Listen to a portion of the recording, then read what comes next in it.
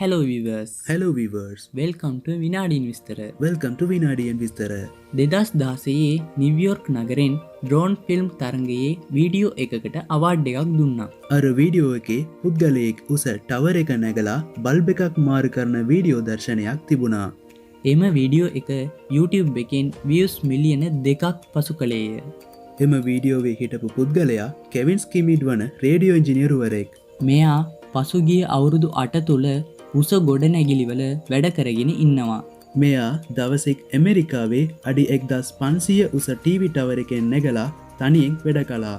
අවුරුද්දකට සමහර ගොඩනැගිලිවල නැග්ගත් මෙම ටීවී ටවර් එකට නගින්න අවුරුද්දකට දෙපාරක් එනවා. මේ දවස් දෙකට වැඩ කරන්න විතරක් ලංකා මුදල් වලින් ලක්ෂ 60ක් වෙටුප ලබා ගන්නවා. මෙම ටවර් එකේ නැග්ගට පස්සේ ඉහළ ඉඳන් බලනකොට වටේ තියෙන ප්‍රදේශය කිලෝමීටර 20ක්ම පැහැදිලිව පෙනෙයි. මේ වගේ භයානක වැඩකට කෙවින් ස්කිමිඩ් වගේ පුද්ගලයෝ සත්‍ය ජීවිතේ සුපර්හීරෝස් තමයි. මේ වගේ වීඩියෝස් බලන්නට විනාඩියෙන් විස්තර channel එක subscribe කරන්න.